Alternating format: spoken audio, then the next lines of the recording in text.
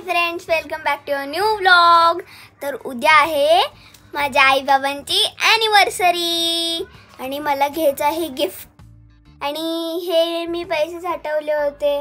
मला काय त्या आजीने गिफ्ट दिले होते आणि खाली डान्स होता त्याच्यात मी काय काय विन केले होते ते पैसे.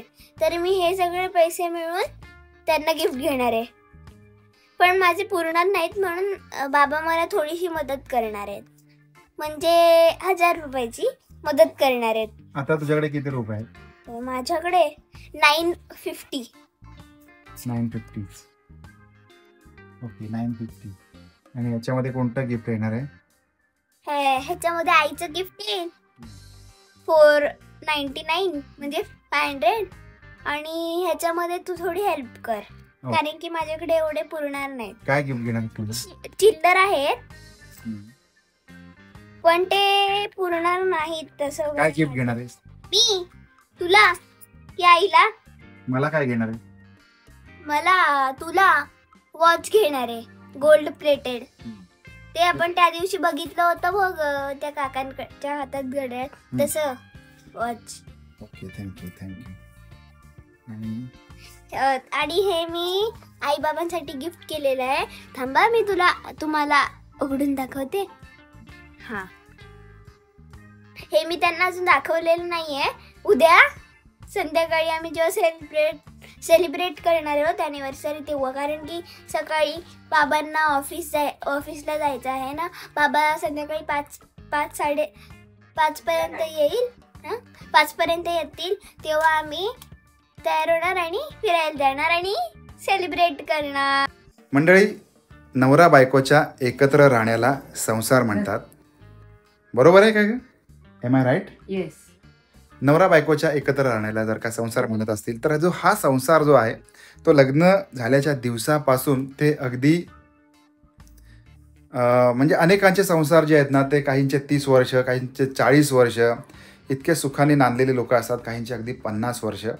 आणि या व्यक्तींचं मला खरंच कौतुक करावंसं वाटतंय, मनापासून कौतुक करावंसं वाटतं की जे आजी आजोबा आहेत आणि इतके वर्षाचा जो त्यांचा संसार असतो हा इमाने इतबारे एकमेकाला साथ देऊन वेळप्रसंगी सुखदुःखामध्ये हा त्यांनी केलेला असतो.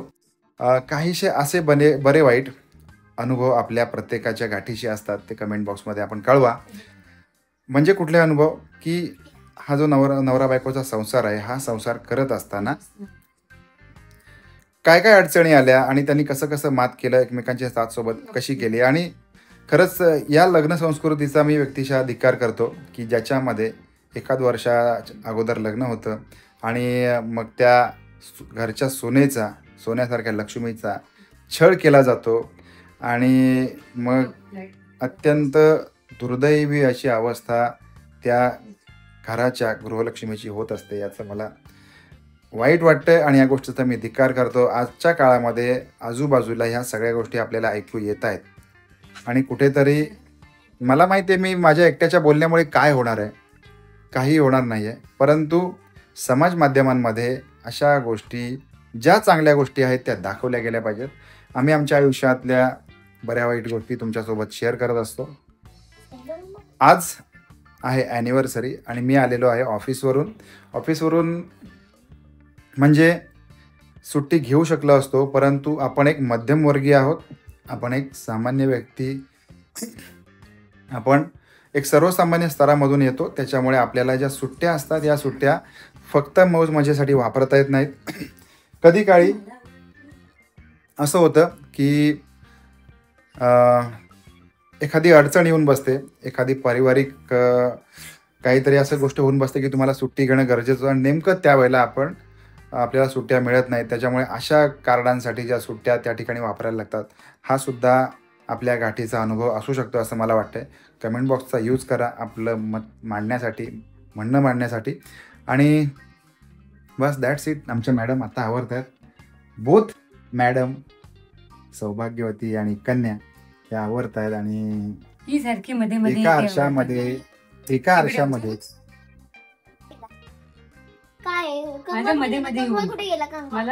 हे असं असतं. एक आरसा माणसं दोन. आवरा पटकन जायचंय आपल्याला.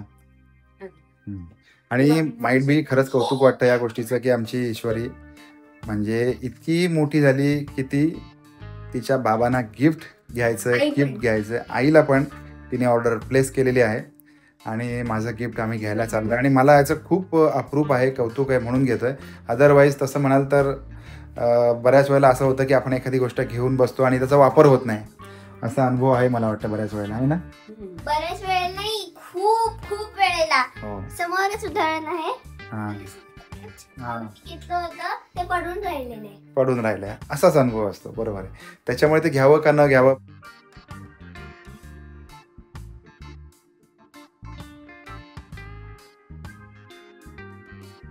आज आहे शुक्रवार आणि शुक्रवार असल्यामुळे पनवेलचं गणेश मार्केट बऱ्यापैकी बंद असतं. अर्ध मार्केट चालू आहे, अर्ध बंद आहे.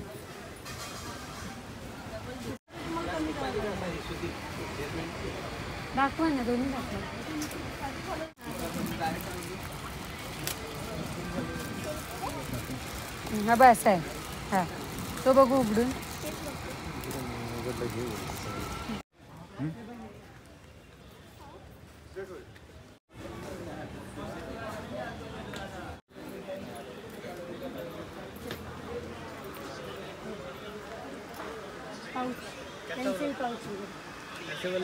नहीं स्मॉल वाले चाहिए.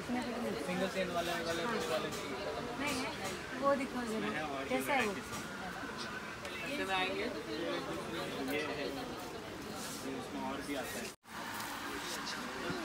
तुला काहीच पसंत पडत नाही सोनू. काय ती थोडंसं आपलं शिवा कॉम्प्लेक्सचं मार्केट बंद होतं त्याच्यामुळे आता आपण तिथून बाहेर पडलो, गणपतीचं दर्शन घेतलं आणि आता रस्त्यावरून फिरतोय.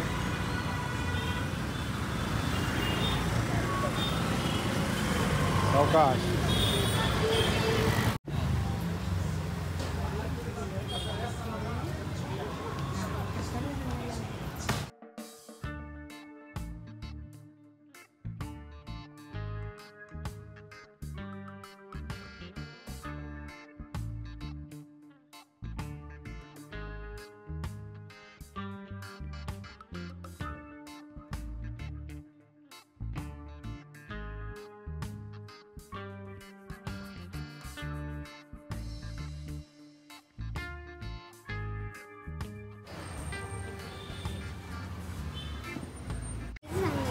मंचाव असतं ना आपलं. माहिती नाही मला ना. हो मंचाव असू.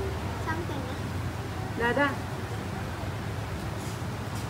पहिले व्हेज मंचाव 1/3. हां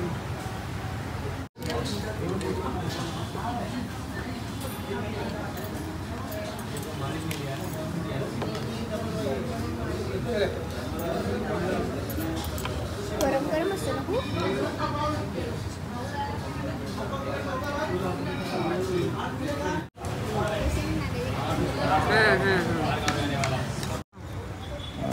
भूल चूक माफ मूवी लागलाय पण आपण बघत नाही. आपण घड्याळ पण घेतलं नाही कारण आपल्याला मला ते डिझाईन पसंत नाही पडलं. म्हणजे बघता क्षणी ज्याला म्हणतो ना प्रेमामध्ये तसं नाही पडलं. मी जेवणाची पार्टी दिली आहे. जेवणाची पार्टी ईश्वरीने दिली. बाकी आता जे आपण जेवलो त्याचे पैसे ईश्वरीने दिलेले आहेत.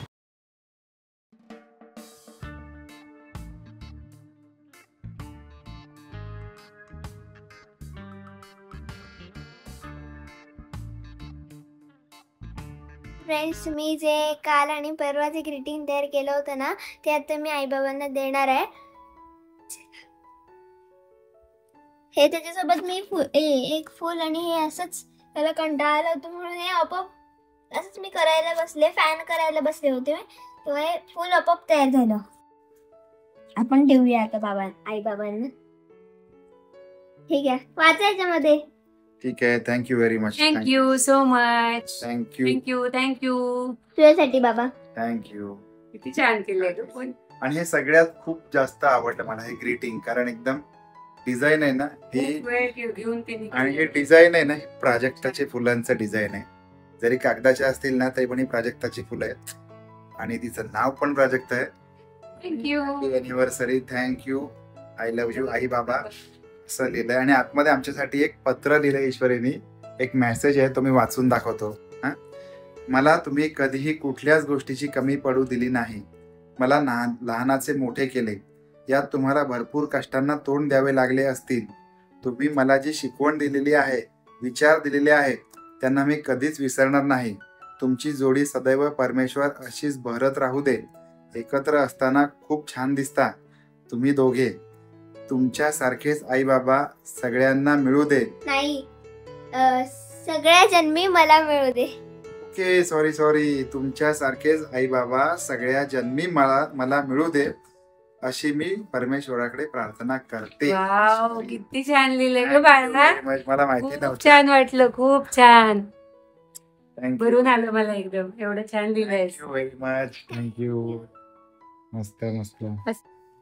तर मंडळी, सणवार असू देत किंवा आपल्या आयुष्यातला कुठलाही प्रसंग असू दे, हे सगळं साजरं करताना आहे ना, आपल्या घरातली आपली जी माणसं असतात यांचे चेहरे हसतमुख असणं आणि एकमेकांसाठी काही ना काही करणं, ही मला असं वाटतं की सगळ्यात मोठी जास्त गरज असते.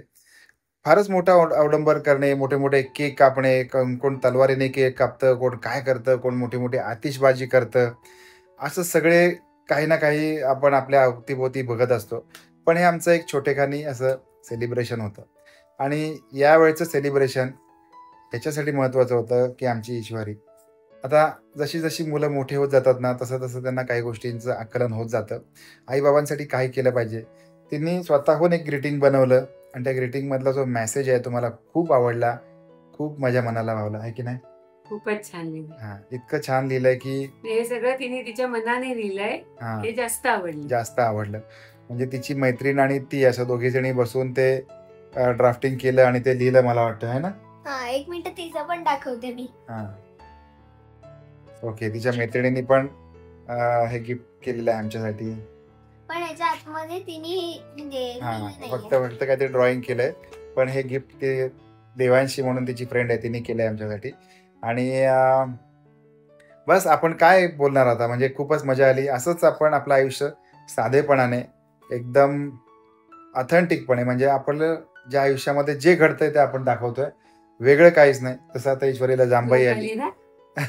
या सगळ्या नैसर्गिक आणि स्वाभाविक ज्या गोष्टी असतात त्या आपण ब्लॉगच्या माध्यमातून तुमच्या समोर दाखवतोय. तर चूक भूल द्यावी घ्यावी. काही गोष्ट अशा घडतात की पटकन बोललं जातं, कुणाला काही दुखवलं जातं, तसा हेतू नसतो. जसं की एखादा सामाजिक विषय असतील, आपण मुंबई गोवा हायवेवरचे रस्त्यावरचे व्हिडिओ करतो, कारण रस्ता, टॅक्स, आपण ज्या गोष्टी असतात त्या आपण we are the tax payers, प्रत्येक गोष्टीची आपण कॉस्ट पे करतो, त्याच्या बदल्यात आपल्याला मिळत नाही, म्हणून आपण बोलत असतो. कदाचित हार्श बोलत असतो, पण ती काळाची गरज आहे. आता हा व्हिडिओ तुम्हाला कसा वाटला त्याच्याबद्दल कमेंट बॉक्स ओपन आहे, मोकळा आहे. तो तुम्ही भरावा अशी आमची अपेक्षा आहे, इच्छा आहे. त्याचबरोबर या व्हिडिओला लाईक करावं, आमचं सेलिब्रेशन कसं वाटलं ते देखील कळवा. आणि ईश्वरीसाठी काही सजेशन असेल ते पण सांगा. भेटूया आपण नवीन ब्लॉगमध्ये. काळजी घ्या. पावसा पाण्याचे दिवस आहेत. धन्यवाद. Bye bye. Bye bye. Bye bye. Bye.